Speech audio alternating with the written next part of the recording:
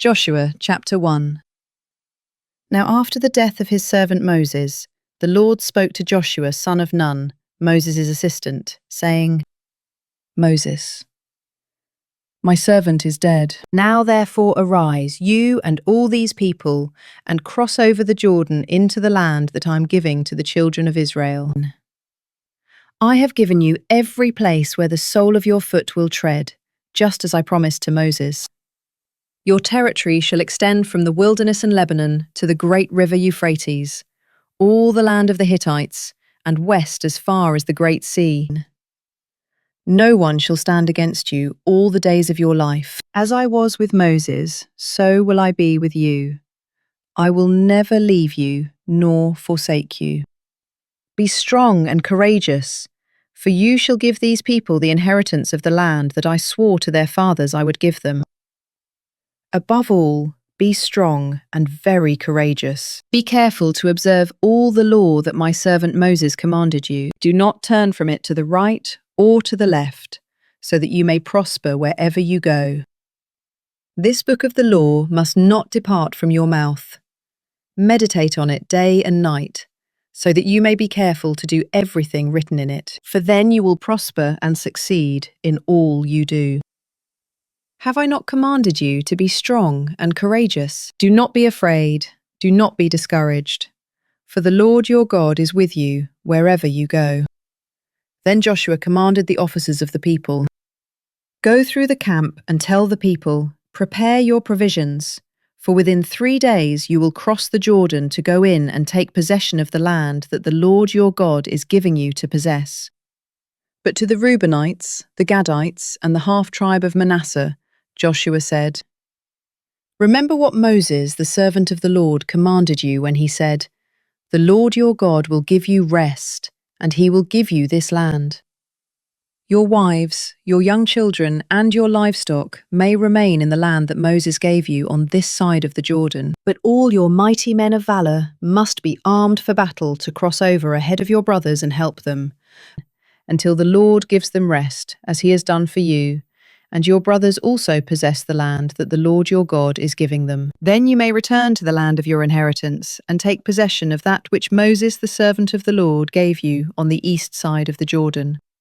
So they answered Joshua, Everything you have commanded us we will do, and everywhere you send us we will go.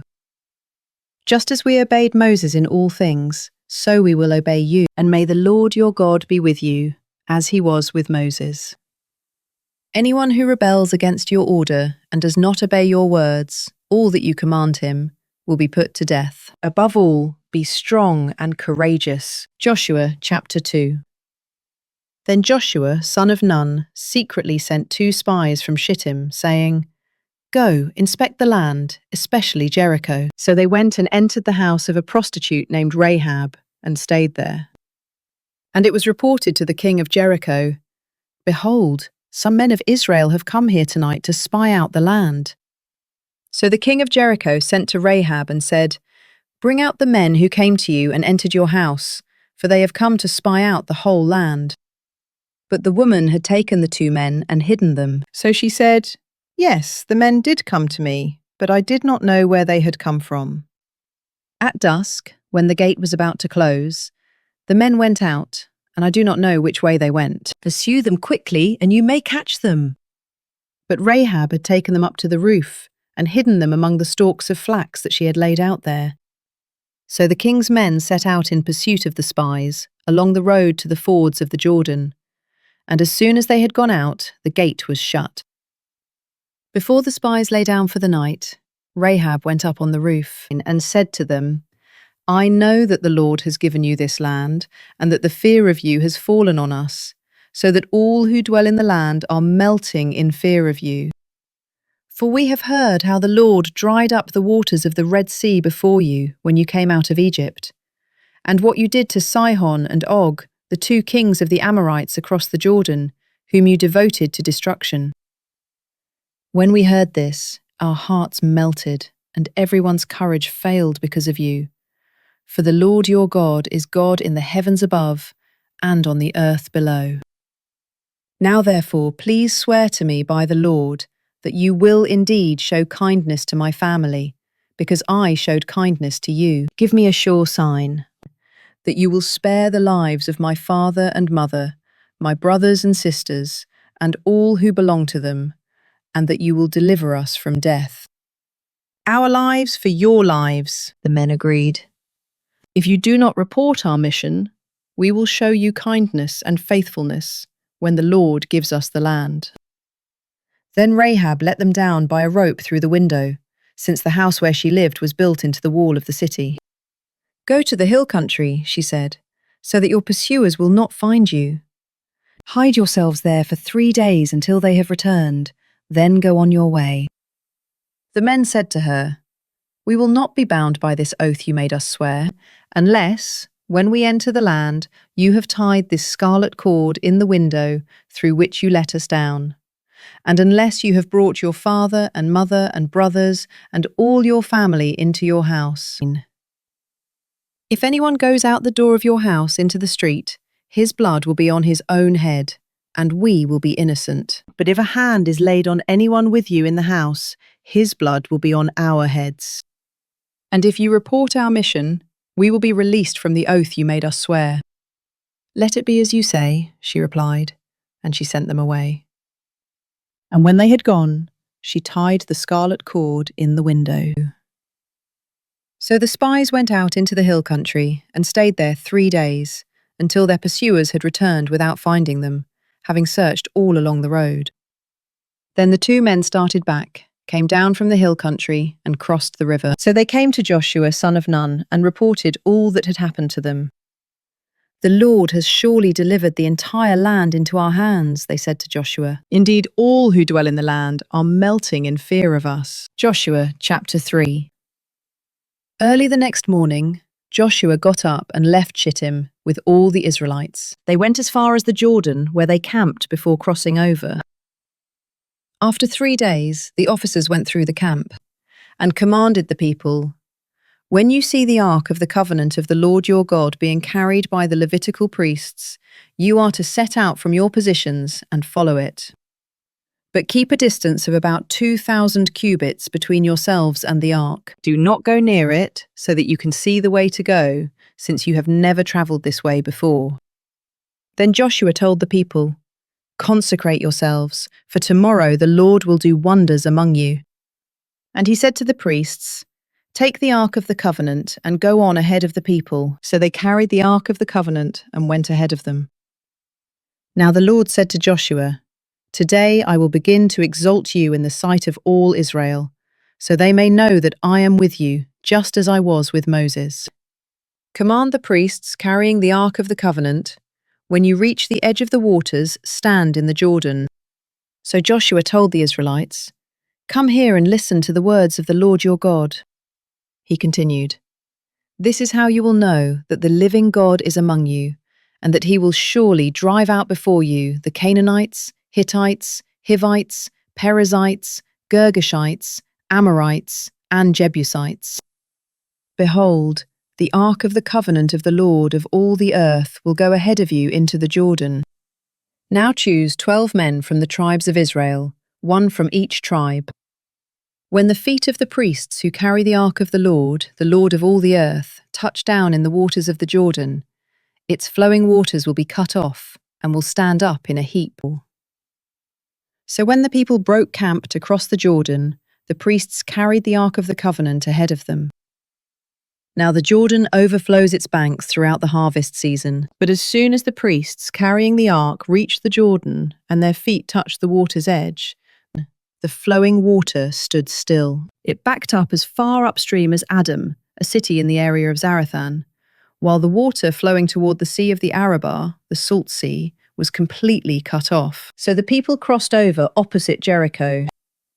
The priests carrying the ark of the covenant of the Lord stood firm on dry ground in the middle of the Jordan, while all Israel crossed over the dry ground until the entire nation had crossed the Jordan. Joshua chapter 4. When the whole nation had finished crossing the Jordan, the Lord said to Joshua, "Choose 12 men from among the people, 1 from each tribe, and command them, Take up for yourselves 12 stones from the middle of the Jordan where the priests were standing. Carry them with you, and set them down in the place where you spend the night." So Joshua summoned the 12 men he had appointed from the Israelites, one from each tribe, and said to them, "Cross over before the ark of the Lord your God into the middle of the Jordan. Each of you is to take a stone upon his shoulder, according to the number of the tribes of Israel, to serve as a sign among you. In the future, when your children ask, 'What do these stones mean to you?' and you are to tell them, 'The waters of the Jordan were cut off before the ark of the covenant of the Lord. When it crossed the Jordan, the waters were cut off. Therefore, these stones will be a memorial to the Israelites forever." Thus the Israelites did as Joshua had commanded them. They took up 12 stones from the middle of the Jordan, one for each tribe of Israel, just as the Lord had told Joshua, and they carried them to the camp, where they set them down. Joshua also set up 12 stones in the middle of the Jordan, in the place where the priests who carried the Ark of the Covenant stood, and the stones are there to this day. Now the priests who carried the Ark remained standing in the middle of the Jordan, until the people had completed everything the Lord had commanded Joshua to tell them, just as Moses had directed Joshua. The people hurried across, and after everyone had finished crossing, the priests with the Ark of the Lord crossed in the sight of the people. The Reubenites, the Gadites, and the half-tribe of Manasseh crossed over before the Israelites, armed for battle as Moses had instructed them. About 40,000 troops armed for battle crossed over before the Lord into the plains of Jericho. On that day, the Lord exalted Joshua in the sight of all Israel, and they revered him all the days of his life, just as they had revered Moses. Then the Lord said to Joshua, "Command the priests who carry the Ark of the Testimony to come up from the Jordan." So Joshua commanded the priests, "Come up from the Jordan." When the priests carrying the Ark of the Covenant of the Lord came up out of the Jordan, and their feet touched the dry land, the waters of the Jordan returned to their course and overflowed all the banks as before. On the 10th day of the first month, the people went up from the Jordan and camped at Gilgal on the eastern border of Jericho. And there at Gilgal, Joshua set up the 12 stones they had taken from the Jordan. Then Joshua said to the Israelites, "In the future, when your children ask their fathers, 'What is the meaning of these stones?' you are to tell them, 'Israel crossed the Jordan on dry ground. For the Lord your God dried up the waters of the Jordan before you until you had crossed over, just as he did to the Red Sea, which he dried up before us until we had crossed over.' He did this so that all the peoples of the earth may know that the hand of the Lord is mighty, and so that you may always fear the Lord your God." Joshua chapter 5. Now when all the Amorite kings west of the Jordan and all the Canaanite kings along the coast heard how the Lord had dried up the waters of the Jordan before the Israelites until they had crossed over, their hearts melted and their spirits failed for fear of the Israelites. At that time the Lord said to Joshua, "Make flint knives and circumcise the sons of Israel once again." So Joshua made flint knives and circumcised the sons of Israel at Gibeath Haraloth. Now this is why Joshua circumcised them. All those who came out of Egypt, all the men of war, had died on the journey in the wilderness after they had left Egypt. Though all who had come out were circumcised, none of those born in the wilderness on the journey from Egypt had been circumcised. For the Israelites had wandered in the wilderness 40 years, until all the nation's men of war who had come out of Egypt had died, since they did not obey the Lord. So the Lord vowed never to let them see the land he had sworn to their fathers to give us, a land flowing with milk and honey. And he raised up their sons in their place, and these were the ones Joshua circumcised. Until this time they were still uncircumcised, since they had not been circumcised along the way.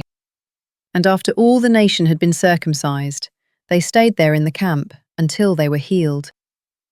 Then the Lord said to Joshua, "Today I have rolled away the reproach of Egypt from you." So that place has been called Gilgal to this day. On the evening of the 14th day of the month, While the Israelites were camped at Gilgal on the plains of Jericho, they kept the Passover. The day after the Passover, on that very day, they ate unleavened bread and roasted grain from the produce of the land.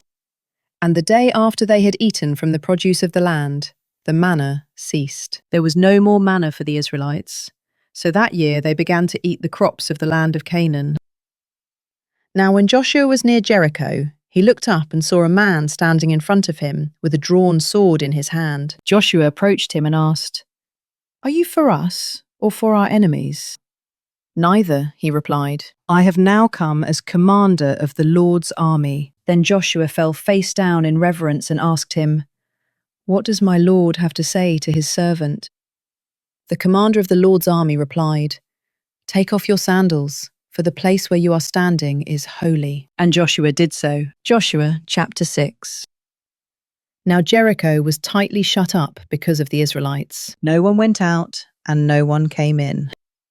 And the Lord said to Joshua, "Behold, I have delivered Jericho into your hand, along with its king and its mighty men of valor. March around the city with all the men of war, circling the city one time. Do this for 6 days.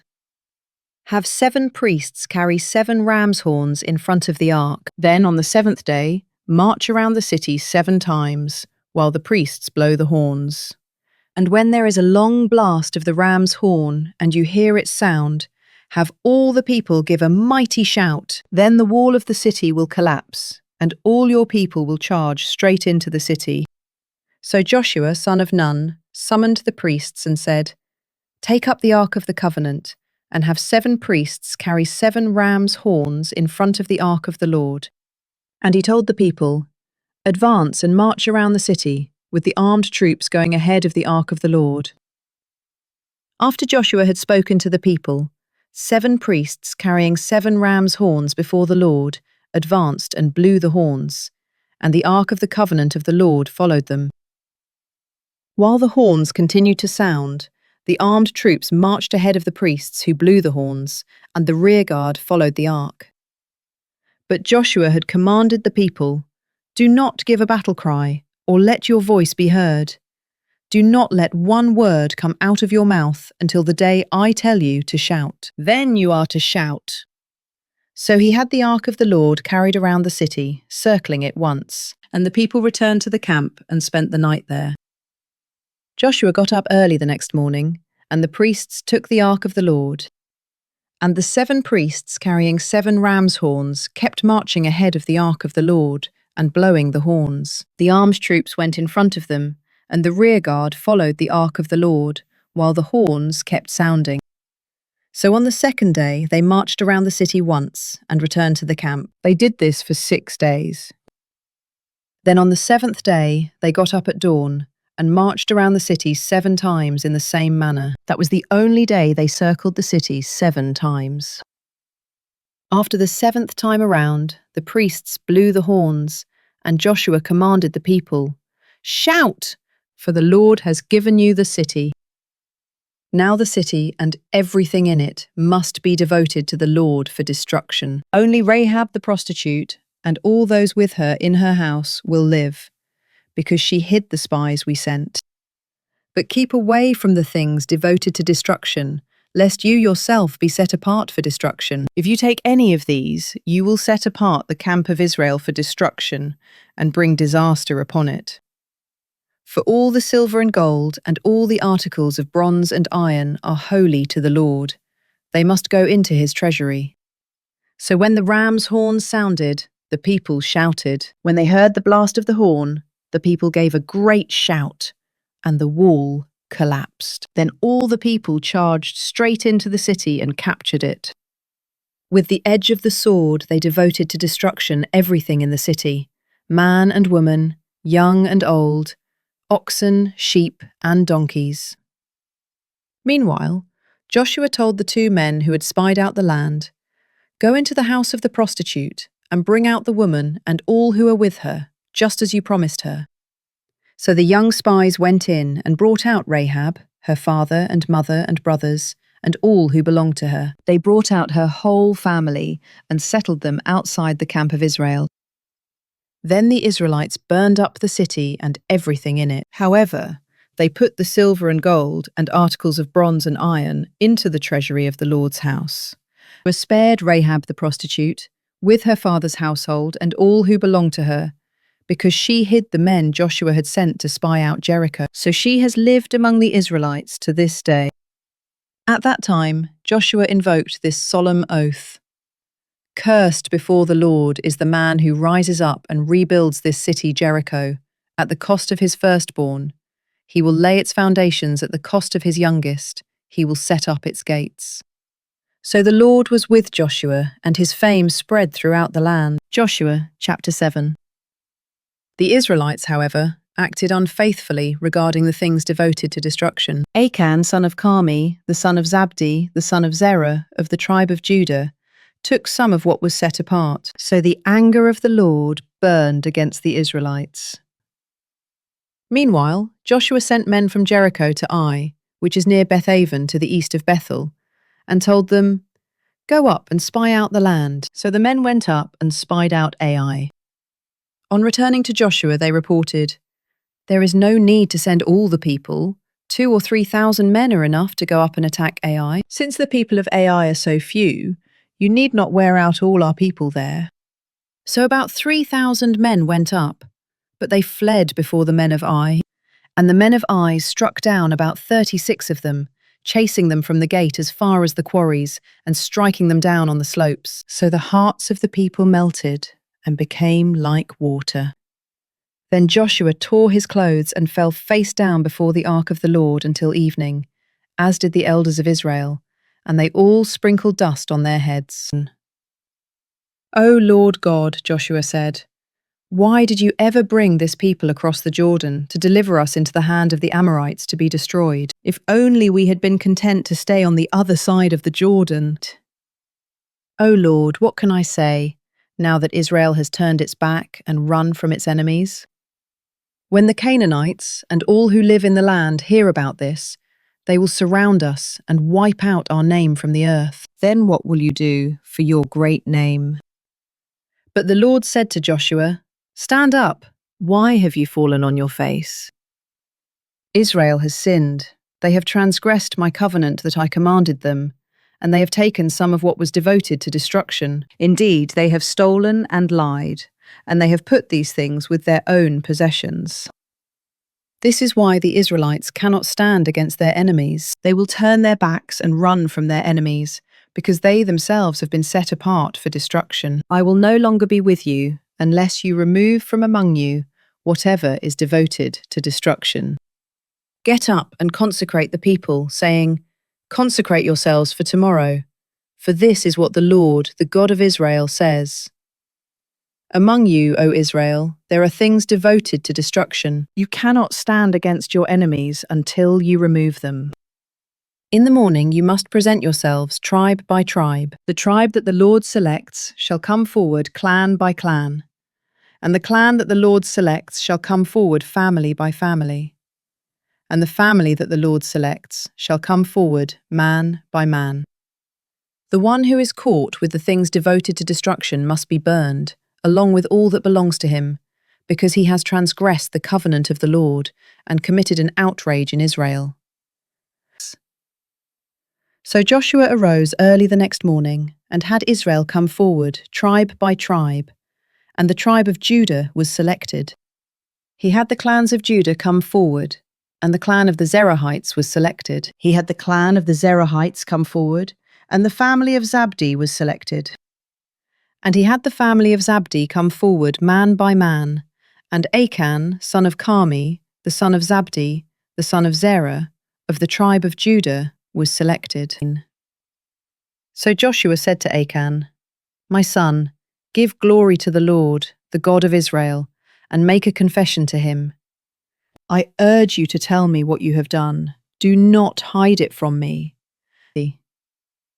"It is true," Achan replied. "I have sinned against the Lord, the God of Israel. This is what I did. When I saw among the spoils a beautiful cloak from Shinar, 200 shekels of silver, and a bar of gold weighing 50 shekels, I coveted them and took them. They are hidden in the ground inside my tent, with the silver underneath. So Joshua sent messengers who ran to the tent, and there it all was, hidden in his tent, with the silver underneath. They took the things from inside the tent, brought them to Joshua and all the Israelites, and spread them out before the Lord. Then Joshua, together with all Israel, took Achan, son of Zerah, the silver, the cloak, the bar of gold, his sons and daughters, his oxen and donkeys and sheep, his tent, and everything else he owned, and brought them to the valley of Achor. "Why have you brought this trouble upon us?" said Joshua. "Today the Lord will bring trouble upon you." And all Israel stoned him to death. Then they stoned the others and burned their bodies. And they heaped over Achan a large pile of rocks that remains to this day. So the Lord turned from his burning anger. Therefore that place is called the Valley of Achor to this day. Joshua chapter 8. Then the Lord said to Joshua, "Do not be afraid or discouraged. Take the whole army with you and go up and attack Ai. See, I have delivered into your hand the king of Ai, his people, his city, and his land. And you shall do to Ai and its king as you did to Jericho and its king, except that you may carry off their plunder and livestock for yourselves. Set up an ambush behind the city." So Joshua and the whole army set out to attack Ai. Joshua chose 30,000 mighty men of valor and sent them out at night with these orders. "Pay attention. You are to lie in ambush behind the city, not too far from it. All of you must be ready. Then I and all the troops with me will advance on the city. When they come out against us as they did the first time, we will flee from them. They will pursue us until we have drawn them away from the city, for they will say, 'The Israelites are running away from us as they did before.' So as we flee from them, you are to rise from the ambush and seize the city, for the Lord your God will deliver it into your hand. And when you have taken the city, set it on fire. Do as the Lord has commanded. See, I have given you orders." So Joshua sent them out, and they went to the place of ambush and lay in wait between Bethel and Ai, to the west of Ai. But Joshua spent that night among the people. Joshua got up early the next morning and mobilized his men, and he and the elders of Israel marched before them up to Ai. Then all the troops who were with him marched up and approached the city. They arrived in front of Ai and camped to the north of it, with the valley between them and the city. Now Joshua had taken about 5,000 men and set up an ambush between Bethel and Ai, to the west of the city. So the forces were stationed with the main camp to the north of the city, and the rear guard to the west of the city. And that night Joshua went into the valley.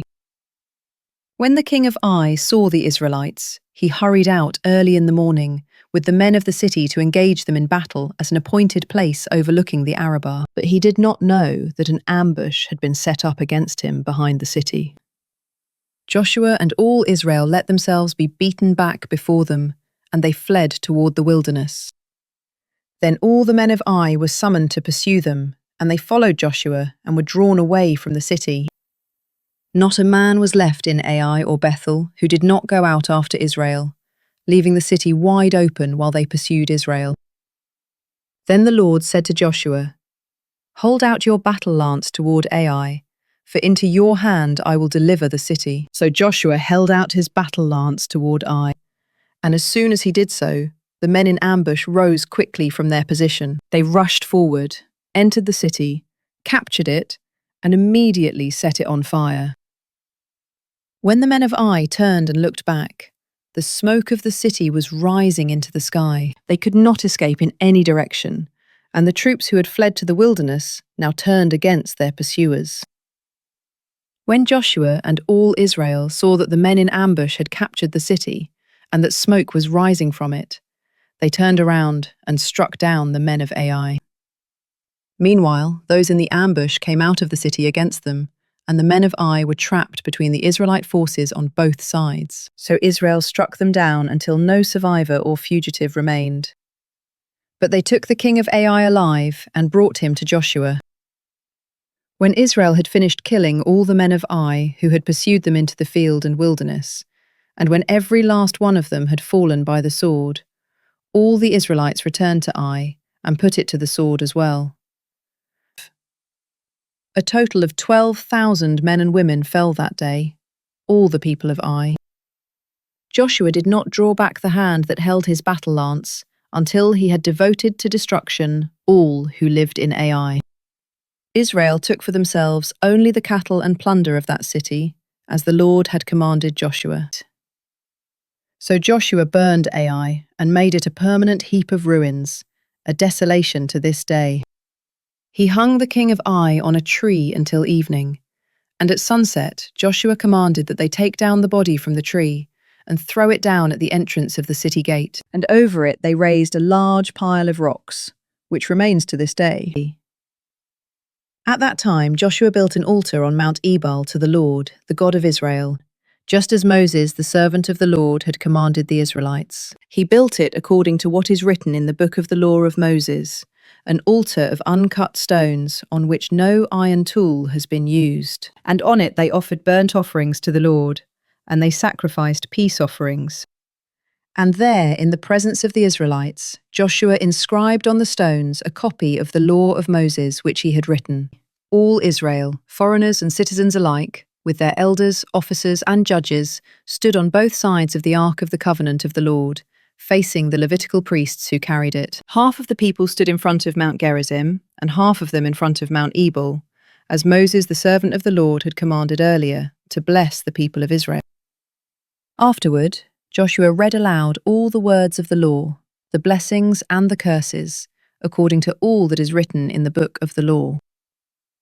There was not a word of all that Moses had commanded that Joshua failed to read before the whole assembly of Israel, including the women, the little ones, and the foreigners who lived among them. Joshua chapter 9.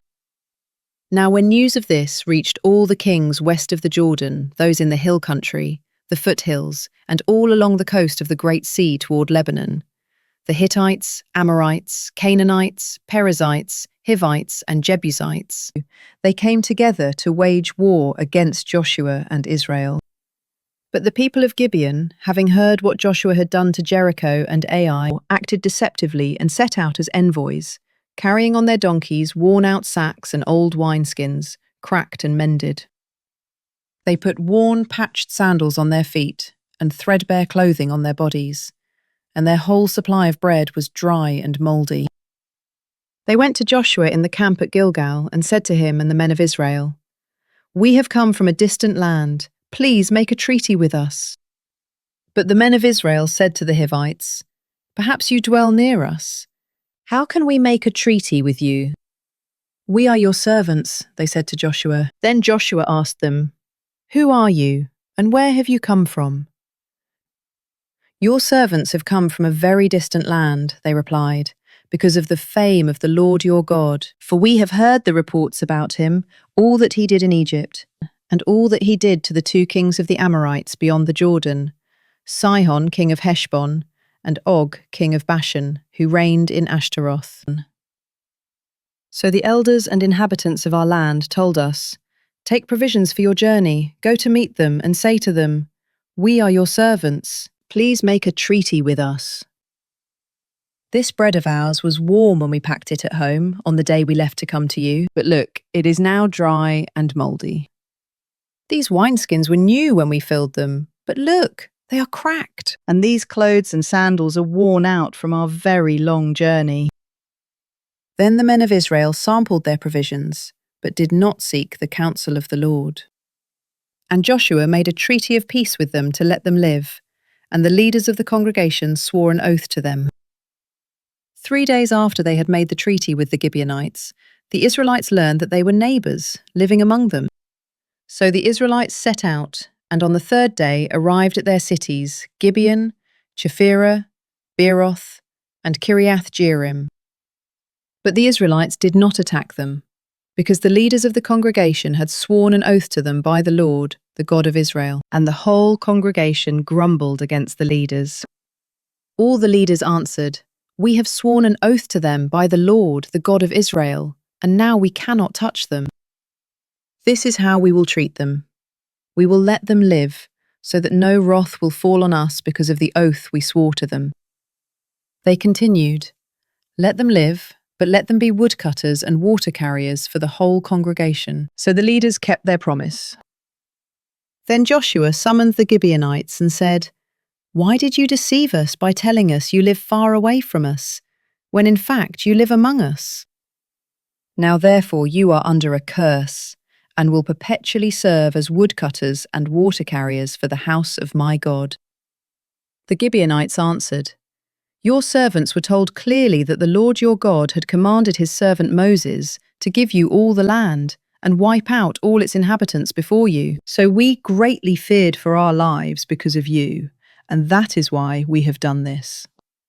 Now we are in your hands. Do to us whatever seems good and right to you." So Joshua did this and delivered them from the hands of the Israelites, and they did not kill the Gibeonites. On that day he made them woodcutters and water carriers, as they are to this day, for the congregation of the Lord and for the altar at the place he would choose. Joshua chapter 10. Now Adonizedek, king of Jerusalem, heard that Joshua had captured Ai and devoted it to destruction, doing to Ai and its king as he had done to Jericho and its king, and that the people of Gibeon had made peace with Israel and were living near them. So Adonizedek and his people were greatly alarmed, because Gibeon was a great city, like one of the royal cities. It was larger than Ai, and all its men were mighty. Therefore Adonizedek, king of Jerusalem, sent word to Hoham, king of Hebron, Piram, king of Jarmuth, Japhia, king of Lachish, and Debir, king of Eglon, saying, "Come up and help me. We will attack Gibeon, because they have made peace with Joshua and the Israelites." So the 5 kings of the Amorites, the kings of Jerusalem, Hebron, Jarmuth, Lachish, and Eglon, joined forces and advanced with all their armies. They camped before Gibeon and made war against it. Then the men of Gibeon sent word to Joshua in the camp at Gilgal, "Do not abandon your servants. Come quickly and save us. Help us, because all the kings of the Amorites from the hill country have joined forces against us." So Joshua and his whole army, including all the mighty men of valor, came from Gilgal. The Lord said to Joshua, "Do not be afraid of them, for I have delivered them into your hand. Not one of them shall stand against you." After marching all night from Gilgal, Joshua caught them by surprise. And the Lord threw them into confusion before Israel, who defeated them in a great slaughter at Gibeon, pursued them along the ascent to Beth Horon, and struck them down as far as Azekah and Makkedah. As they fled before Israel along the descent from Beth Horon to Azekah, the Lord cast down on them large hailstones from the sky, and more of them were killed by the hailstones than by the swords of the Israelites. On the day that the Lord gave the Amorites over to the Israelites, Joshua spoke to the Lord in the presence of Israel. "O sun, stand still over Gibeon. O moon, over the valley of Aijalon." So the sun stood still, and the moon stopped, until the nation took vengeance upon its enemies. Is this not written in the book of Jasher? So the sun stopped in the middle of the sky and delayed going down about a full day. There has been no day like it before or since, when the Lord listened to the voice of a man, because the Lord fought for Israel. Then Joshua returned with all Israel to the camp at Gilgal. Now the 5 kings had fled and hidden in the cave at Makkedah, and Joshua was informed. "The 5 kings have been found. They are hiding in the cave at Makkedah."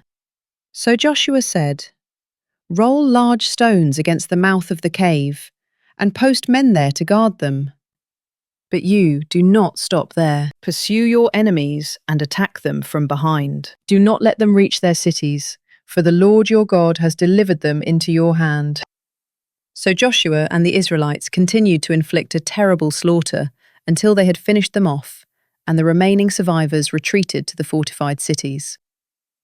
The whole army returned safely to Joshua in the camp at Makkedah, and no one dared to utter a word against the Israelites. Then Joshua said, "Open the mouth of the cave, and bring those 5 kings out to me." So they brought the 5 kings out of the cave, the kings of Jerusalem, Hebron, Jarmuth, Lachish, and Eglon. When they had brought the kings to Joshua, he summoned all the men of Israel and said to the army commanders who had accompanied him, "Come here and put your feet on the necks of these kings." So the commanders came forward and put their feet on their necks. "Do not be afraid or discouraged," Joshua said. "Be strong and courageous, for the Lord will do this to all the enemies you fight." After this, Joshua struck down and killed the kings, and he hung their bodies on 5 trees and left them there until evening. At sunset, Joshua ordered that they be taken down from the trees and thrown into the cave in which they had hidden. Then large stones were placed against the mouth of the cave, and the stones are there to this day. On that day, Joshua captured Makkedah and put it to the sword along with its king. He devoted to destruction everyone in the city, leaving no survivors. So he did to the king of Makkedah as he had done to the king of Jericho. Then Joshua and all Israel with him moved on from Makkedah to Libnah and fought against Libnah. And the Lord also delivered that city and its king into the hand of Israel. And Joshua put all the people to the sword, leaving no survivors. And he did to the king of Libnah as he had done to the king of Jericho. And Joshua and all Israel with him moved on from Libnah to Lachish. They laid siege to it and fought against it. And the Lord delivered Lachish into the hand of Israel, and Joshua captured it on the 2nd day. He put all the people to the sword, just as he had done to Libnah. At that time, Horam, king of Gezer, went to help Lachish, but Joshua struck him down along with his people, leaving no survivors. So Joshua moved on from Lachish to Eglon, and all Israel with him.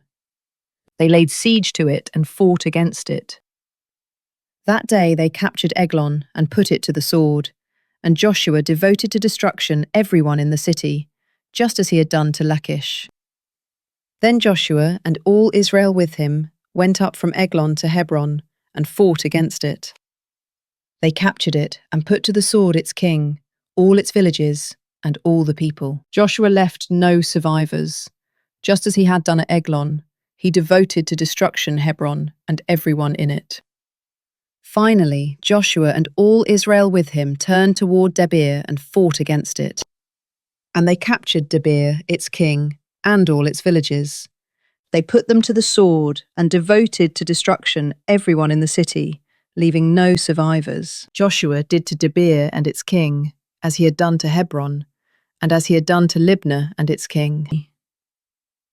So Joshua conquered the whole region, the hill country, the Negev, the foothills and the slopes, together with all their kings, leaving no survivors. He devoted to destruction everything that breathed, just as the Lord, the God of Israel, had commanded. Joshua conquered the area from Kadesh Barnea to Gaza, and the whole region of Goshen as far as Gibeon. And because the Lord, the God of Israel, fought for Israel, Joshua captured all these kings and their land in one campaign. Then Joshua returned with all Israel to the camp at Gilgal. Joshua chapter 11. Now when Jabin, king of Hazor, heard about these things, he sent word to Jobab, king of Madon, to the kings of Shimron and Akshaph, to the kings of the north in the mountains, in the Arabah south of Chinnereth, in the foothills, and in Naphoth Dor to the west, to the Canaanites in the east, and west to the Amorites, Hittites, Perizzites, and Jebusites in the hill country, and to the Hivites at the foot of Hermon in the land of Mizpah. So these kings came out with all their armies, a multitude as numerous as the sand on the seashore, along with a great number of horses and chariots. All these kings joined forces and encamped at the waters of Merom to fight against Israel.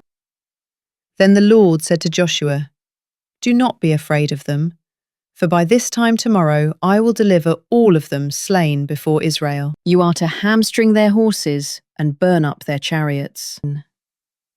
So by the waters of Merom, Joshua and his whole army came upon them suddenly and attacked them.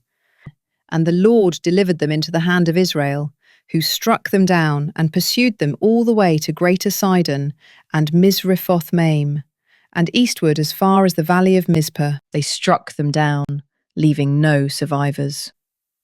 Joshua treated them as the Lord had told him. He hamstrung their horses and burned up their chariots.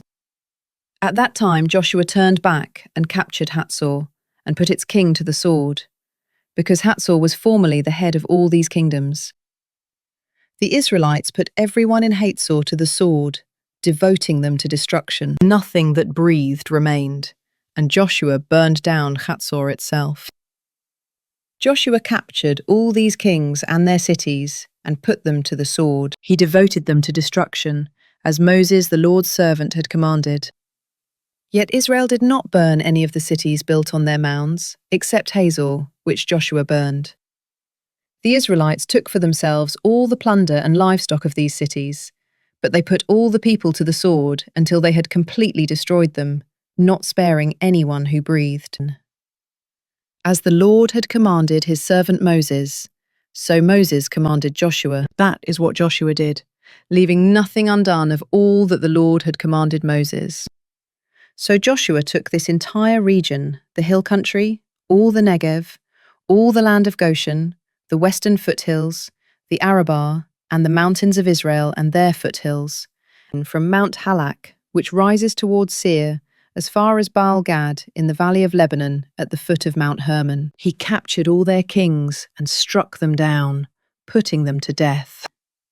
Joshua waged war against all these kings for a long period of time. No city made peace with the Israelites except the Hivites living in Gibeon. All others were taken in battle. For it was of the Lord to harden their hearts to engage Israel in battle, so that they would be set apart for destruction and would receive no mercy, being annihilated as the Lord had commanded Moses. At that time Joshua proceeded to eliminate the Anakim from the hill country of Hebron, Debir, and Anab, and from all the hill country of Judah and of Israel. Joshua devoted them to destruction, along with their cities. No Anakim were left in the land of the Israelites. Only in Gaza, Gath, and Ashdod did any survive. So Joshua took the entire land, in keeping with all that the Lord had spoken to Moses. And Joshua gave it as an inheritance to Israel, according to the allotments to their tribes. Then the land had rest from war. Joshua chapter 12. Now these are the kings of the land whom the Israelites struck down, and whose lands they took beyond the Jordan to the east, from the Arnon valley to Mount Hermon, including all the Arabah eastward. Sihon, king of the Amorites, who lived in Heshbon, he ruled from Aroer on the rim of the Arnon valley, along the middle of the valley, up to the Jabbok river, the border of the Ammonites, that is, half of Gilead, as well as the Arabah east of the Sea of Chinnereth, to the Sea of the Arabah, the Salt Sea, eastward through Beth Jeshimoth, and southward below the slopes of Pisgah. And Og, king of Bashan, one of the remnant of the Rephaim, who lived in Ashtaroth and Edrei. He ruled over Mount Hermon, Salakah, all of Bashan, up to the border of the Geshurites and Maccathites, and half of Gilead to the border of Sihon, king of Heshbon. Moses, the servant of the Lord, and the Israelites had struck them down and given their land as an inheritance to the Reubenites, the Gadites, and the half-tribe of Manasseh. And these are the kings of the land that Joshua and the Israelites conquered beyond the Jordan to the west, from Baal-Gad in the valley of Lebanon to Mount Halak, which rises towards Seir. According to the allotments to the tribes of Israel, Joshua gave them as an inheritance the hill country, the foothills, the Arabah, the slopes, the wilderness, and the Negev, the lands of the Hittites, Amorites, Canaanites, Perizzites, Hivites, and Jebusites. And the king of Jericho, 1. The king of Ai, which is near Bethel, 1. The king of Jerusalem, 1. The king of Hebron, 1. The king of Jarmuth, 1. The king of Lachish, 1. The king of Eglon, 1. The king of Gezer, 1. The king of Debir, 1. The king of Geder, 1.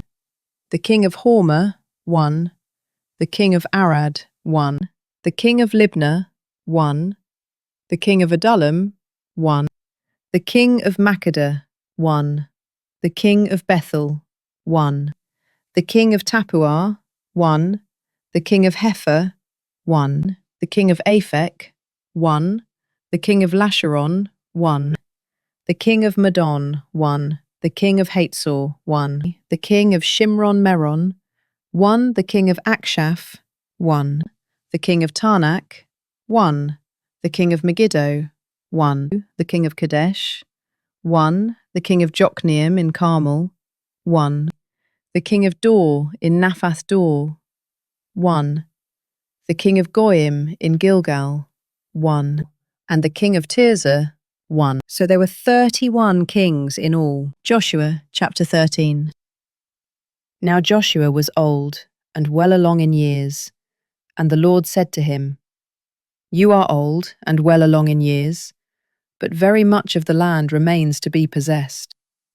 This is the land that remains: all the territory of the Philistines and the Geshurites, from the Shihor east of Egypt to the territory of Ekron on the north, considered to be Canaanite territory, that of the 5 Philistine rulers of Gaza, Ashdod, Ashkelon, Gath, and Ekron, as well as that of the Avites, or to the south, all the land of the Canaanites, from Mearah of the Sidonians to Aphek, as far as the border of the Amorites, the land of the Gebalites, and all Lebanon to the east, from Baal-Gad below Mount Hermon to Lebo-Hamath. All the inhabitants of the hill country, from Lebanon to Misrephoth-Maim, all the Sidonians, I myself will drive out before the Israelites. Be sure to divide it by lot as an inheritance to Israel, as I have commanded you. Now therefore divide this land as an inheritance to the 9 tribes and the half-tribe of Manasseh. The other half of Manasseh, along with the Reubenites and Gadites, had received the inheritance Moses had given them beyond the Jordan to the east, just as Moses, the servant of the Lord, had assigned to them. The area from Aroer on the rim of the Arnon Valley, along with the city in the middle of the valley, the whole plateau of Medeba as far as Dibon, and all the cities of Sihon, king of the Amorites, who reigned in Heshbon, as far as the border of the Ammonites, also Gilead, and the territory of the Geshurites and Maccathites, all of Mount Hermon, and all Bashan, as far as Salakah, the whole kingdom of Og in Bashan, who had reigned in Ashtaroth and Edrei, and had remained as a remnant of the Rephaim. Moses had struck them down and dispossessed them, but the Israelites did not drive out the Geshurites or the Maccathites. So Gesher and Maccath dwell among the Israelites to this day. To the tribe of Levi, however, Moses had given no inheritance. The food offerings to the Lord, the God of Israel, are their inheritance, just as he had promised them. This is what Moses had given to the clans of the tribe of Reuben: the territory from Aroer on the rim of the Arnon Valley, along with the city in the middle of the valley, to the whole plateau beyond Medeba, to Heshbon, and all its cities on the plateau, including Dibon, Bamoth Baal, Beth Baal Meon, Jahaz, Kedemoth, Mephath, Kiriathaim, Sibmah, Zereth Shahar on the hill in the valley, Beth Peor, the slopes of Pisgah, and Beth Jeshimoth, all the cities of the plateau, and all the kingdom of Sihon, king of the Amorites, who reigned in Heshbon until Moses killed him, and the chiefs of Midian, Evi, Rechem, Zur, Hur, and Reba, the princes of Sihon who lived in the land. The Israelites also killed the diviner Balaam, son of Beor, along with the others they put to the sword. And the border of the Reubenites was the bank of the Jordan. This was the inheritance of the clans of the Reubenites, including the cities and villages. This is what Moses had given to the clans of the tribe of Gad: the territory of Jazer, all the cities of Gilead, and half the land of the Ammonites as far as Aroer near Rabbah, the territory from Heshbon to Ramath-Mizpah and Betanim, and from Mahanaim to the border of Debir, and in the valley, Beth-Haram, Beth-Nimrah, Sukkoth, and Zaphon, with the rest of the kingdom of Sihon, king of Heshbon, the territory on the east side of the Jordan, up to the edge of the Sea of Chinnereth. This was the inheritance of the clans of the Gadites, including the cities and villages. This is what Moses had given to the clans of the half-tribe of Manasseh, that is, to half the tribe of the descendants of Manasseh: the territory from Mahanaim through all Bashan, all the kingdom of Og, king of Bashan, including all the towns of Jair that are in Bashan, 60 cities, half of Gilead and Ashtaroth and Edrei, the royal cities of Og in Bashan. All this was for the clans of the descendants of Machir, son of Manasseh, that is, half of the descendants of Machir. These were the portions Moses had given them on the plains of Moab, beyond the Jordan, east of Jericho. To the tribe of Levi, however, Moses had given no inheritance. The Lord, the God of Israel, is their inheritance, just as he had promised them. Joshua chapter 14. Now these are the portions that the Israelites inherited in the land of Canaan, as distributed by Eleazar the priest, Joshua son of Nun, and the heads of the families of the tribes of Israel. Their inheritance was assigned by lot for the 9.5 tribes, as the Lord had commanded through Moses. For Moses had given the inheritance east of the Jordan to the other 2.5 tribes, but he granted no inheritance among them to the Levites. The descendants of Joseph became 2 tribes, Manasseh and Ephraim, and no portion of the land was given to the Levites, except for cities in which to live, along with pasture lands for their flocks and herds. So the Israelites did as the Lord had commanded Moses, and they divided the land. Then the sons of Judah approached Joshua at Gilgal, and Caleb, son of Jephunneh the Kenizzite, said to him, "You know what the Lord said to Moses, the man of God, at Kadesh Barnea about you and me. I was 40 years old when Moses, the servant of the Lord, sent me from Kadesh Barnea to spy out the land, and I brought back to him an honest report. Although my brothers who went with me made the hearts of the people melt with fear, I remained loyal to the Lord my God. On that day Moses swore to me, saying, 'Surely the land on which you have set foot will be an inheritance to you and your children forever, because you have wholly followed the Lord my God.' Now behold, as the Lord promised, he has kept me alive these 45 years since he spoke this word to Moses, while Israel wandered in the wilderness. So here I am today, 85 years old, still as strong today as I was the day Moses sent me out. As my strength was then, so it is now for war, for going out and for coming in. Now therefore give me this hill country that the Lord promised me on that day. For you yourself heard then that the Anakim were there, with great and fortified cities. Perhaps with the Lord's help I will drive them out, as the Lord has spoken." Then Joshua blessed Caleb, son of Jephunneh, and gave him Hebron as his inheritance. Therefore Hebron belongs to Caleb, son of Jephunneh the Kenizzite, as an inheritance to this day, because he wholly followed the Lord, the God of Israel. Hebron used to be called Kiriath Arba, after Arba, the greatest man among the Anakim. Then the land had rest from war. Joshua chapter 15. Now the allotment for the clans of the tribe of Judah extended to the border of Edom, to the wilderness of Zin at the extreme southern boundary. Their southern border started at the bay on the southern tip of the Salt Sea, proceeded south of the ascent of Akrabim, continued on to Zin, went over to the south of Kadesh Barnea, ran past Hezron up to Adar, and curved toward Karka. It proceeded to Asmon, joined the brook of Egypt, and ended at the sea. This was their southern border. The eastern border was the Salt Sea, as far as the mouth of the Jordan. The northern border started from the Bay of the Sea at the mouth of the Jordan, went up to Beth Hoglah, proceeded north of Beth Arabah, and went up to the stone of Bohan, son of Reuben. Then the border went up to Debir from the valley of Achor, turning north to Gilgal, which faces the ascent of Adamim, south of the ravine. It continued along the waters of En-Shemesh and came out at En-Rogel. From there, the border went up the valley of Ben-Hinnom, along the southern slope of the Jebusites, that is, Jerusalem, and ascended to the top of the hill that faces the valley of Hinnom on the west, at the northern end of the valley of Rephaim. From the hilltop, the border curved to the spring of the waters of Nephtoah, proceeded to the cities of Mount Ephron, and then bent around toward Baalah, that is, Kiriath Jearim. The border curled westward from Baalah to Mount Seir, ran along the northern slope of Mount Jearim, that is, Chesalon, went down to Beth Shemesh, and crossed to Timnah. Then it went out to the northern slope of Ekron, curved toward Shikkeron, proceeded to Mount Baalah, went on to Jabneel, and ended at the sea. and the western border was the coastline of the Great Sea. These are the boundaries around the clans of the descendants of Judah.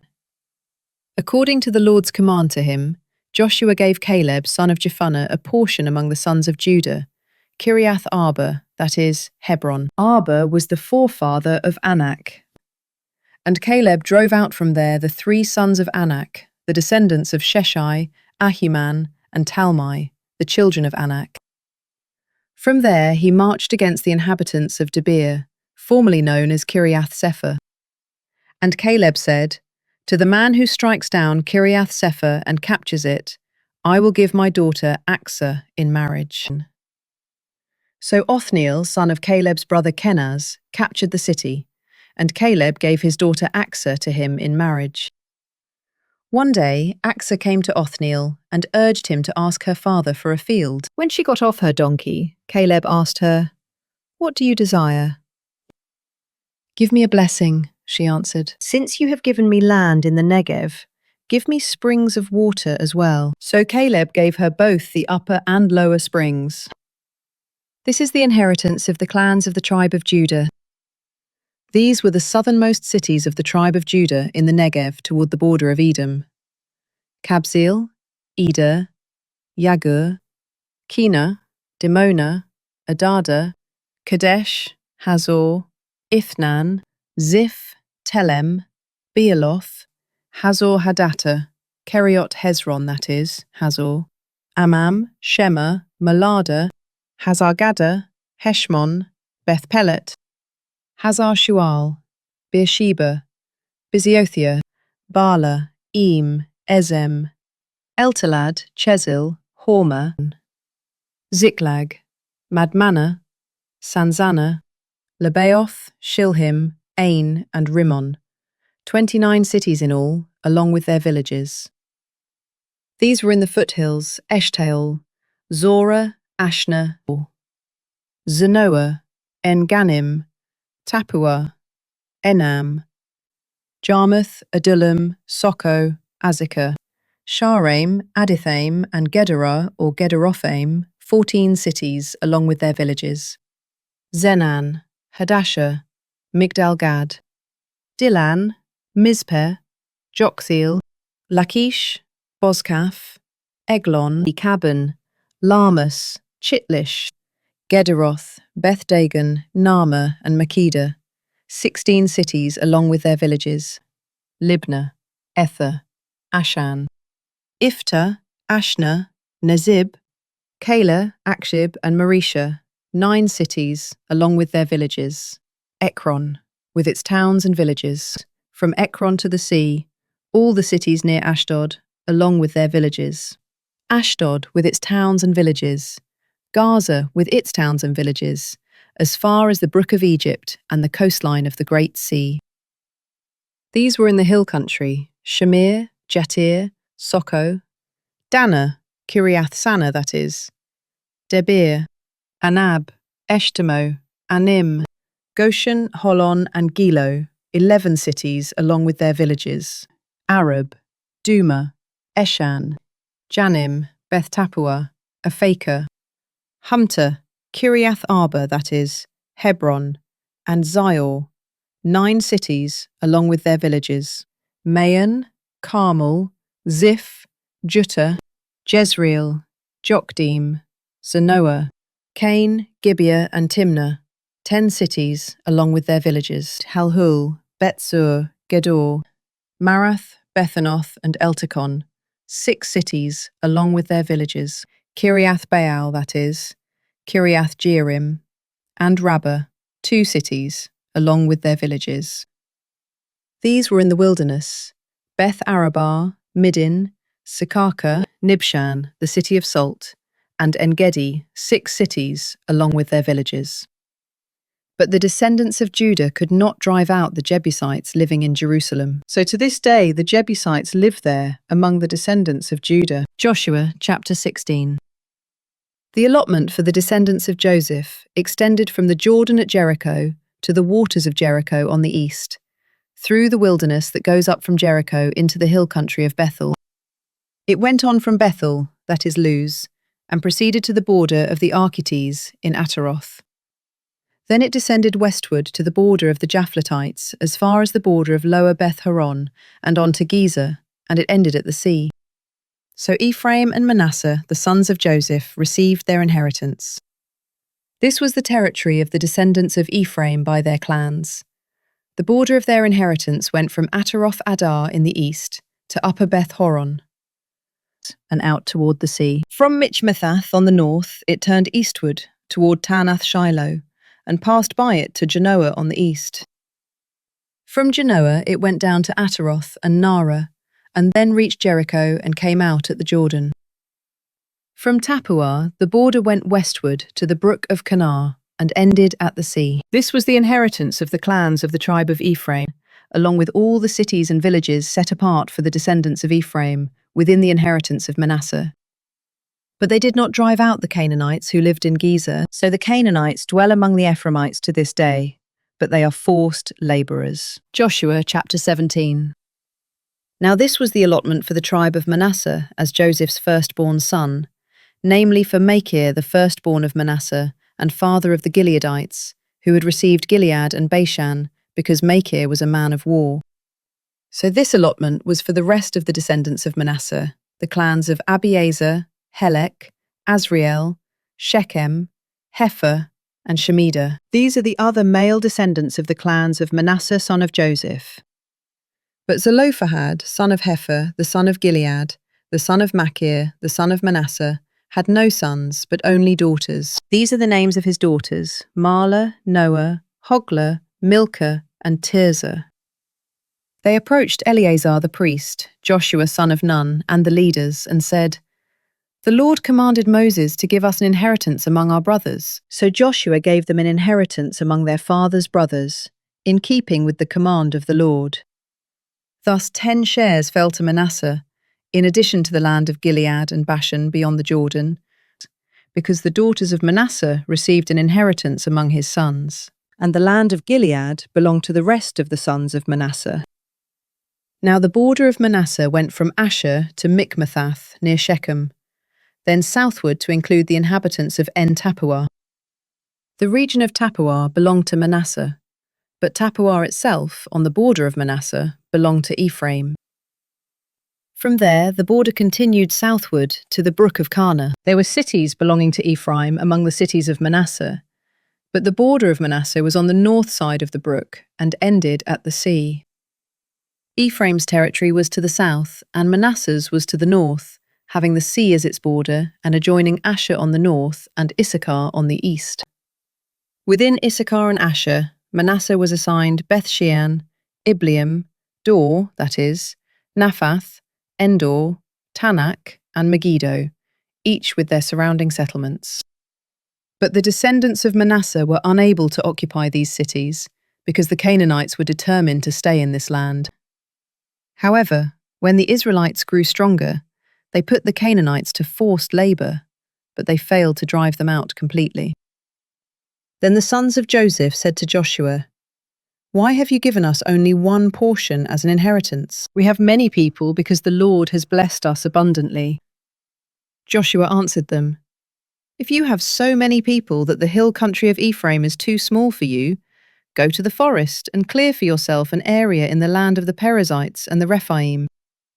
"The hill country is not enough for us," they replied, "and all the Canaanites who live in the valley have iron chariots, both in Beth-shean with its towns, and in the valley of Jezreel."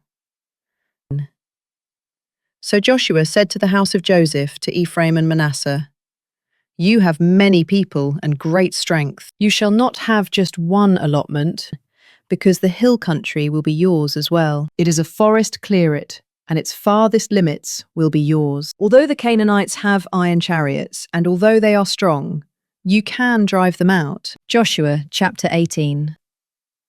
Then the whole congregation of Israel assembled at Shiloh and set up the tent of meeting there. And though the land was subdued before them, there were still 7 tribes of Israel who had not yet received their inheritance. So Joshua said to the Israelites, "How long will you put off entering and possessing the land that the Lord, the God of your fathers, has given you? Appoint 3 men from each tribe, And I will send them out to survey the land and map it out, according to the inheritance of each. Then they will return to me, and divide the land into 7 portions. Judah shall remain in their territory in the south, and the house of Joseph shall remain in their territory in the north. When you have mapped out the 7 portions of land and brought it to me, I will cast lots for you here in the presence of the Lord our God.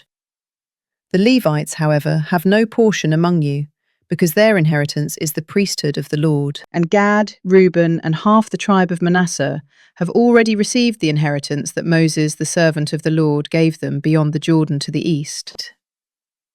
As the men got up to go out, Joshua commanded them to map out the land, saying, "Go and survey the land, map it out, and return to me. Then I will cast lots for you here in Shiloh in the presence of the Lord." So the men departed and went throughout the land, mapping it city by city into 7 portions. Then they returned with the document to Joshua at the camp in Shiloh. And Joshua cast lots for them in the presence of the Lord at Shiloh, where he distributed the land to the Israelites according to their divisions. The first lot came up for the clans of the tribe of Benjamin. Their allotted territory lay between the tribes of Judah and Joseph. On the north side, their border began at the Jordan, went up past the northern slope of Jericho, headed west through the hill country, and came out at the wilderness of Beth-aven. From there, the border crossed over to the southern slope of Luz, that is, Bethel, and went down to Ataroth-Adar, on the hill south of Lower Beth-horon. On the west side, the border curved southward from the hill facing Beth-horon on the south, and came out at Kiriath-baal, that is, Kiriath-jearim, a city of the sons of Judah. This was the western side. On the south side, the border began at the outskirts of Kiriath-jearim, and extended westward to the spring at the waters of Nephtoah. Then it went down to the foot of the hill that faces the valley of Ben Hinnom, at the northern end of the valley of Rephaim, and ran down the valley of Hinnom toward the southern slope of the Jebusites, and downward to En Rogel. From there it curved northward, and proceeded to En Shemesh, and on to Geliloth, facing the ascent of Adumim, and continued down to the stone of Bohan, son of Reuben. Then it went on to the northern slope of Beth Arabah, and went down into the valley. The border continued to the northern slope of Beth Hoglah, and came out at the northern bay of the Salt Sea, at the mouth of the Jordan. This was the southern border. On the east side, the border was the Jordan. These were the borders around the inheritance of the clans of the tribe of Benjamin. These were the cities of the clans of the tribe of Benjamin: Jericho, Beth Hoglah, Emek Keziz, Beth Arabah, Zemaraim, Bethel, Avim, Parah, Ophrah, Chephar Ammoni, Ophni, and Geba, 12 cities along with their villages: Gibeon, Ramah, Beeroth, Mizpeh, Chephirah, Moza, Rechem, Irpeel, Terala, Zelah, Haleph, Jebus, that is, Jerusalem, Gibeah, and Kiriath-jearim, 14 cities, along with their villages. This was the inheritance of the clans of the tribe of Benjamin. Joshua chapter 19. The second lot came out for the clans of the tribe of Simeon. Their inheritance lay within the territory of Judah, and included Beersheba or Sheba, Molada, Hazar-Shual, Belah, Ezem, Eltalad, Bethuel, Hormah, Ziklag, Beth-Markaboth, Hazar-Susa, Beth-Lebaoth, and Sharuhen, 13 cities along with their villages. Ain, Rimmon, Ether, and Ashan, 4 cities along with their villages, and all the villages surrounding these cities as far as Baalath-beer Ramah of the Negev. This was the inheritance of the clans of the tribe of Simeon. The inheritance of the Simeonites was taken from the territory of Judah, because the share for Judah's descendants was too large for them. So the Simeonites received an inheritance within Judah's portion. The third lot came up for the clans of the tribe of Zebulun. The border of their inheritance stretched as far as Sarid. It went up westward to Maralah, reached Dabbesheth, and met the brook east of Jokneam. From Sarid, it turned eastward along the border of Chisloth-Tabor, and went on to Daberath and up to Japhia. From there it crossed eastward to Gath-hepher, and to Ethkazin it extended to Rimmon and curved around toward Near. Then the border circled around the north side of Near to Hanathon and ended at the valley of Ifta-El. It also included Katath, Nahalal, Shimron, Idala, and Bethlehem. There were 12 cities, along with their villages. This was the inheritance of the clans of the tribe of Zebulun, including these cities and their villages. The fourth lot came out for the clans of the tribe of Issachar. Their territory included Jezreel, Sheseloth, Shunem, Hapharaim, Shion, Anaharath, Rabbith, Kishion, Ebez, Remeth, En-Ganim, En-Haddah, and Beth-Pazez. The border reached Tabor, Shahazuma, and Beth-Shemesh, and ended at the Jordan. There were 16 cities along with their villages. This was the inheritance of the clans of the tribe of Issachar, including these cities and their villages. The fifth lot came out for the clans of the tribe of Asher. Their territory included Helkath, Hali, Beton, Akshaph, Alamelech, Amad, and Mishal. On the west, the border touched Carmel and Shihor-Libnath, and then turned eastward toward Beth-Dagon, touched Zebulun and the valley of Ifta-El, and went north to Beth-Emek and Neill, passing Kabul on the left. It went on to Ebron, Rehob, Hammon, and Cana, as far as Greater Sidon. The border then turned back toward Ramah, as far as the fortified city of Tyre, turned toward Hosa, and came out at the sea in the region of Aksib, Ummah, Aphek, and Rehob. There were 22 cities, along with their villages. This was the inheritance of the clans of the tribe of Asher, including these cities and their villages. The sixth lot came out for the clans of the tribe of Naphtali. Their border started at Heleph and the great tree of Zananim, passing Adami-Nekeb and Jabneel, as far as Lachem, and ending at the Jordan. Then the border turned westward to Aznoth Tabor, and ran from there to Hukok, touching Zebulun on the south side, Asher on the west, and Judah at the Jordan on the east. The fortified cities were Ziddim, Zer, Hamath, Rakath, Chinnereth, Adamah, Ramah, Hazor, Kadesh, Edrei, En-Hazor, Iron, Migdal-El, Horem, Beth-Anath, and Beth-Shemesh. There were 19 cities, along with their villages. This was the inheritance of the clans of the tribe of Naphtali, including these cities and their villages. The seventh lot came out for the clans of the tribe of Dan. The territory of their inheritance included Zorah, Eshtaol, Ir-Shemesh, Shalabin, Aijalon, Ithla, Elon, Timnah, Ekron, Eltekeh, Gibbethon, Baalath, Jehud, Bene-Berak, Gath-Rimmon, Meyarkon, and Rakon, including the territory across from Joppa. Later, when the territory of the Danites was lost to them, they went up and fought against Leshem, captured it, and put it to the sword. So they took possession of Leshem, settled there, and renamed it after their father, Dan. This was the inheritance of the clans of the tribe of Dan, including these cities and their villages. When they had finished distributing the land into its territories, the Israelites gave Joshua, son of Nun, an inheritance among them, as the Lord had commanded. They gave him the city of Timnath-Serah in the hill country of Ephraim, as he requested. He rebuilt the city and settled in it. These are the inheritances that Eleazar the priest, Joshua, son of Nun, and the heads of the families distributed by lot to the tribes of Israel at Shiloh, before the Lord at the entrance to the tent of meeting. So they finished dividing up the land. Joshua chapter 20. Then the Lord said to Joshua, "Tell the Israelites to designate the cities of refuge, as I instructed you through Moses, so that anyone who kills another unintentionally or accidentally may flee there. These will be your refuge from the avenger of blood. When someone flees to one of these cities, stands at the entrance of the city gate, and states his case before its elders, they are to bring him into the city and give him a place to live among them. Now if the avenger of blood pursues him, they must not surrender the manslayer into his hand, because that man killed his neighbour accidentally without prior malice.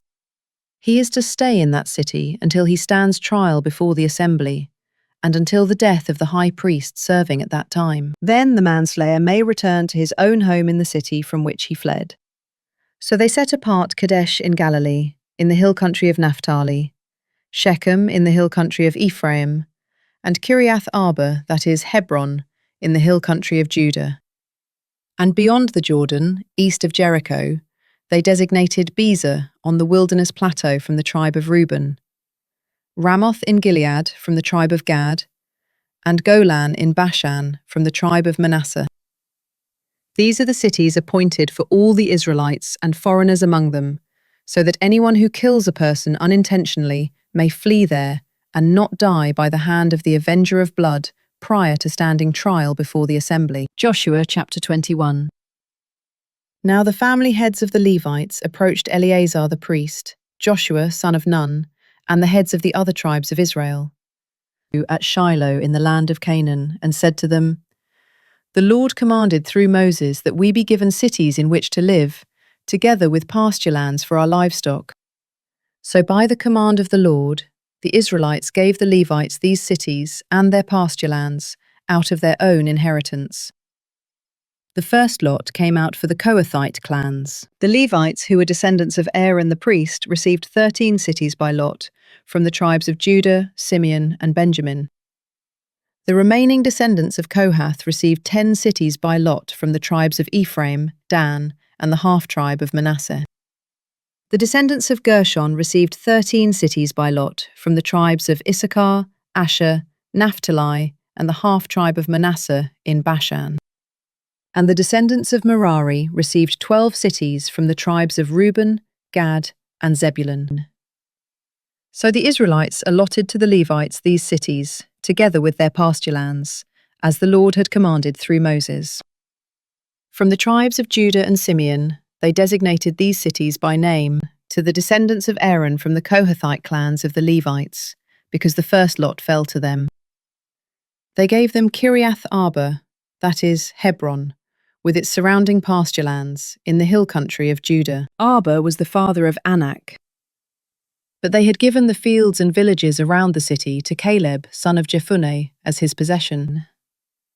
So to the descendants of Aaron the priest they gave these cities, together with their pasture lands: Hebron, a city of refuge for the manslayer; Libnah, Jatir, Eshtemoa, Holon, Debir, Ain, Juttah, and Beth Shemesh, 9 cities from these 2 tribes, together with their pasture lands. And from the tribe of Benjamin they gave them Gibeon, Geba, Anathoth, and Almon, 4 cities, together with their pasture lands. In all, 13 cities, together with their pasture lands, were given to the priests, the descendants of Aaron. The remaining Kohathite clans of the Levites were allotted these cities. From the tribe of Ephraim, they were given Shechem in the hill country of Ephraim, a city of refuge for the manslayer; Gezer, Kibzaim, and Beth Horon, 4 cities, together with their pasture lands.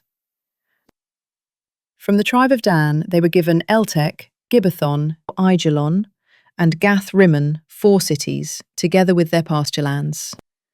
And from the half-tribe of Manasseh, they were given Tarnak and Gath Rimmon, 2 cities, together with their pasture lands. In all, 10 cities, together with their pasture lands, were given to the rest of the Kohathite clans. This is what the Levite clans of the Gershonites were given. From the half-tribe of Manasseh, they were given Golan in Bashan, a city of refuge for the manslayer, and Bishterah, 2 cities, together with their pasture lands. From the tribe of Issachar, they were given Kishion, Dabarath, Jarmuth, and En-Ganim, 4 cities, together with their pasture lands.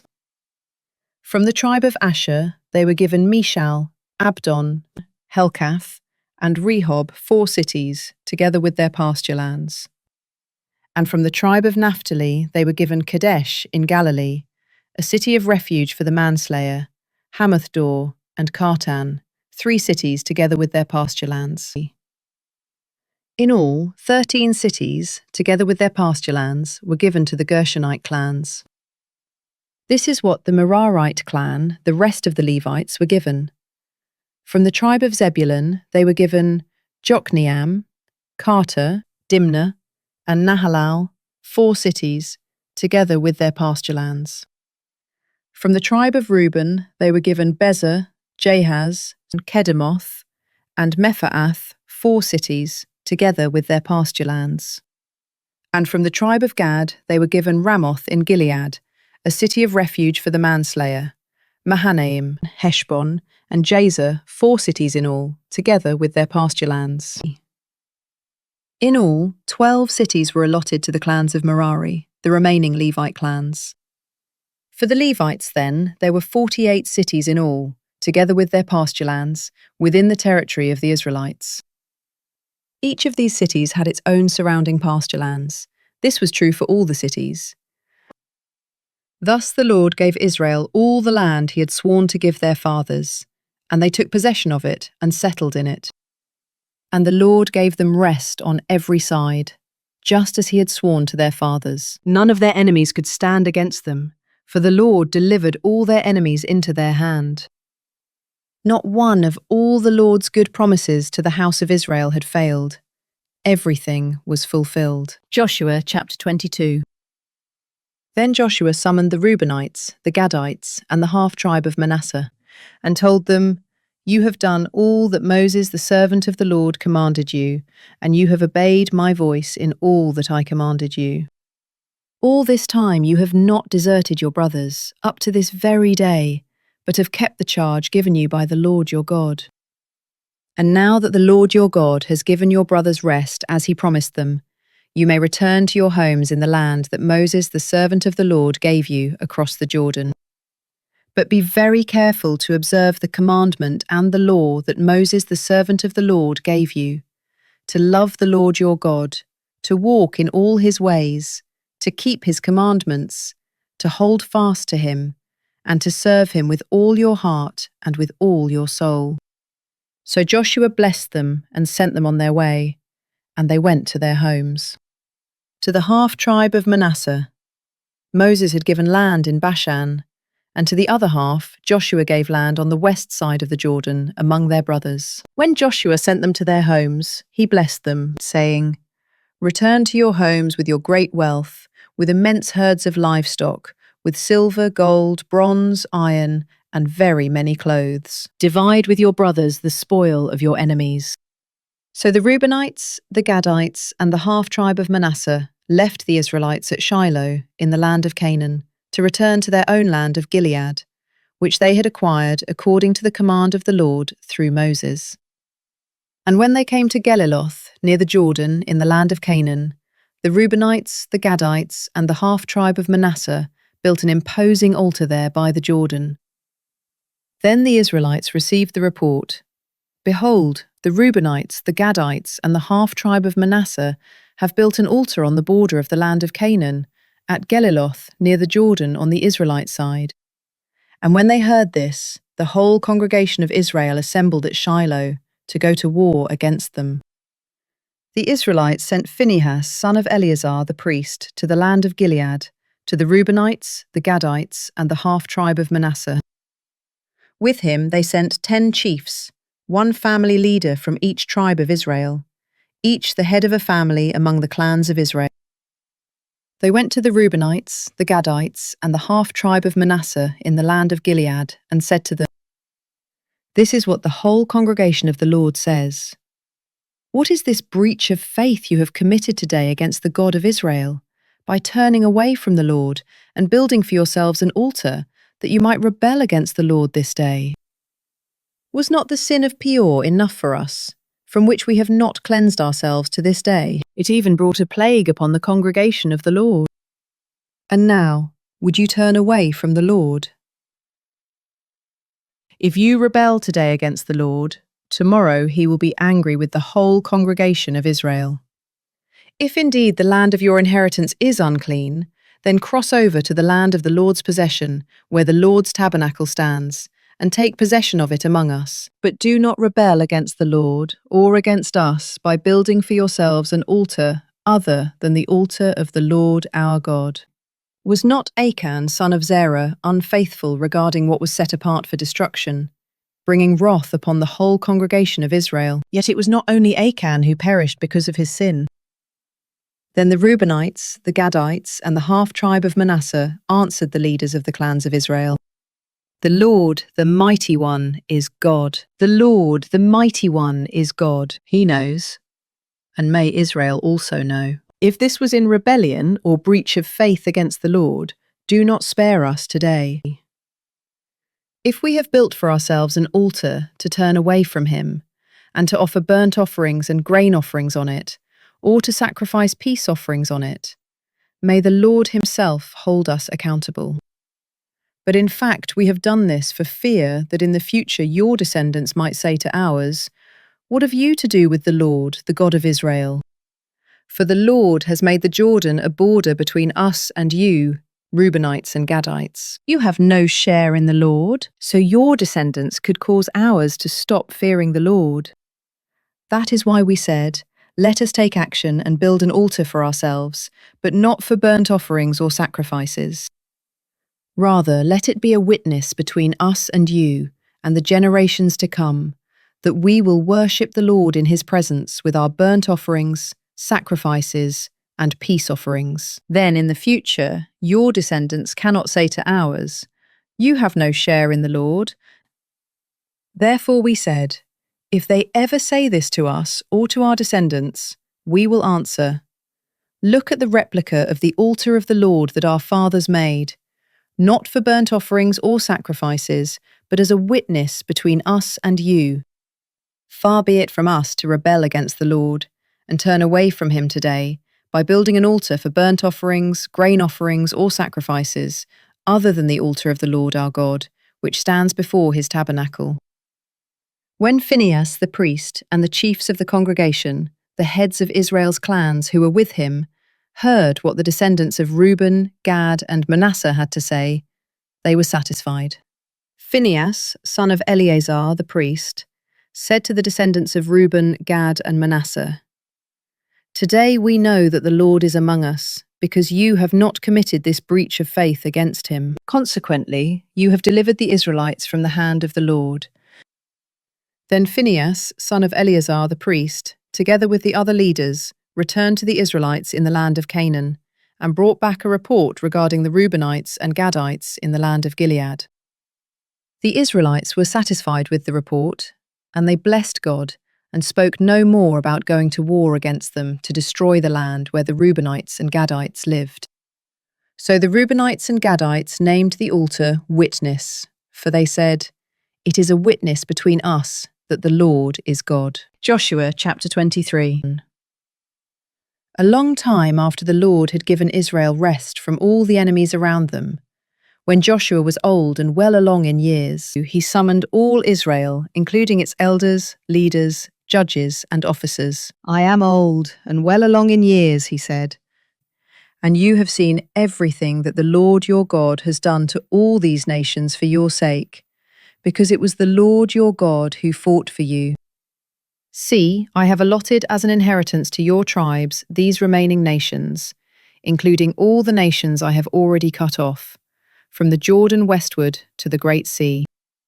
The Lord your God will push them out of your way and drive them out before you, so that you can take possession of their land, as the Lord your God promised you. Be very strong then, so that you can keep and obey all that is written in the book of the law of Moses, not turning aside from it to the right or to the left. So you are not to associate with these nations that remain among you. You must not call on the names of their gods or swear by them, and you must not serve them or bow down to them. Instead, you shall hold fast to the Lord your God, as you have done to this day. The Lord has driven out great and powerful nations before you, and to this day no one can stand against you. One of you can put 1,000 to flight, because the Lord your God fights for you, just as he promised. Therefore watch yourselves carefully, that you love the Lord your God. For if you turn away and cling to the rest of these nations that remain among you, and if you intermarry and associate with them, know for sure that the Lord your God will no longer drive out these nations before you. Instead, they will become for you a snare and a trap, a scourge in your sides and thorns in your eyes, until you perish from this good land that the Lord your God has given you. Now behold, today I am going the way of all the earth, and you know with all your heart and soul that not one of the good promises the Lord your God made to you has failed. Everything was fulfilled for you, not one promise has failed. But just as every good thing the Lord your God promised you has come to pass, likewise the Lord will bring upon you the calamity he has threatened, until he has destroyed you from this good land he has given you. If you transgress the covenant of the Lord your God, which he commanded you, and go and serve other gods and bow down to them, then the anger of the Lord will burn against you, and you will quickly perish from this good land he has given you. Joshua chapter 24. Then Joshua assembled all the tribes of Israel at Shechem. He summoned the elders, leaders, judges, and officers of Israel, and they presented themselves before God. And Joshua said to all the people, "This is what the Lord, the God of Israel, says. Long ago your fathers, including Terah the father of Abraham and Nahor, lived beyond the Euphrates and worshipped other gods. But I took your father Abraham from beyond the Euphrates and led him through all the land of Canaan, and I multiplied his descendants. I gave him Isaac, and to Isaac I gave Jacob and Esau. I gave Esau Mount Seir to possess, but Jacob and his sons went down to Egypt. Then I sent Moses and Aaron, and I afflicted the Egyptians by what I did there, and afterward I brought you out. When I brought your fathers out of Egypt, and you reached the Red Sea, the Egyptians pursued them with chariots and horsemen as far as the Red Sea. So your fathers cried out to the Lord, and he put darkness between you and the Egyptians, over whom he brought the sea and engulfed them. Your very eyes saw what I did to the Egyptians. Then you lived in the wilderness for a long time. Later I brought you to the land of the Amorites, who lived beyond the Jordan. They fought against you, but I delivered them into your hand, that you should possess their land when I destroyed them before you. Then Balak, son of Zippor, the king of Moab, set out to fight against Israel. He sent for Balaam, son of Beor, to curse you. But I would not listen to Balaam, so he blessed you again, and I delivered you from his hand. After this, you crossed the Jordan and came to Jericho. The people of Jericho fought against you, as did the Amorites, Perizzites, Canaanites, Hittites, Girgashites, Hivites, and Jebusites, and I delivered them into your hand. I sent the hornet ahead of you, and it drove out the 2 Amorite kings before you, but not by your own sword or bow. So I gave you a land on which you did not toil, and cities that you did not build, and now you live in them, and eat from vineyards and olive groves that you did not plant. Now therefore fear the Lord, and serve him in sincerity and truth. Cast aside the gods your fathers served beyond the Euphrates and in Egypt, and serve the Lord. But if it is unpleasing in your sight to serve the Lord, then choose for yourselves this day whom you will serve, whether the gods your fathers served beyond the Euphrates, or the gods of the Amorites in whose land you are living. As for me and my house, we will serve the Lord." The people replied, "Far be it from us to forsake the Lord to serve other gods. For the Lord our God brought us and our fathers out of the land of Egypt, out of the house of slavery, and performed these great signs before our eyes. He also protected us throughout our journey and among all the nations through which we travelled.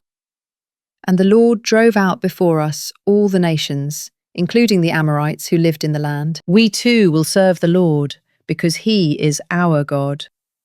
But Joshua said to the people, "You are not able to serve the Lord, for he is a holy God. He is a jealous God. He will not forgive your rebellion or your sins.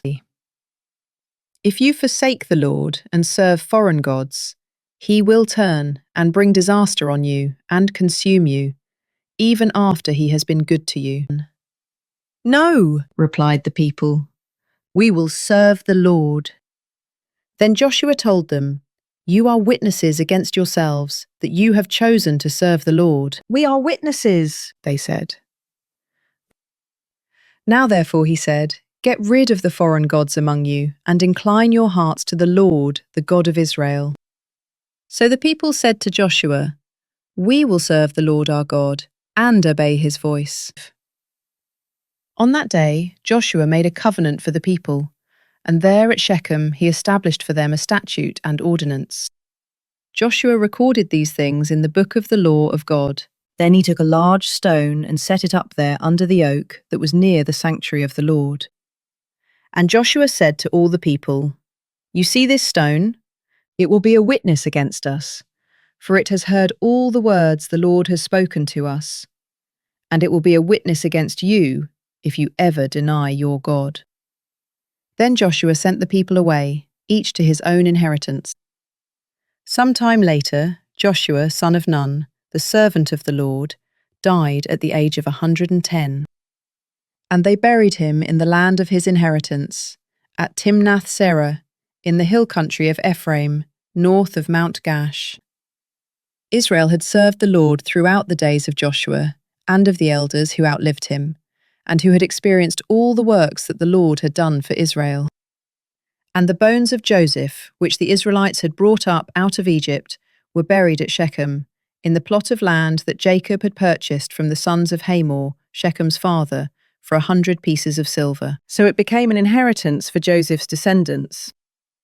Eleazar, son of Aaron, also died, and they buried him at Gibeah, which had been given to his son Phinehas in the hill country of Ephraim.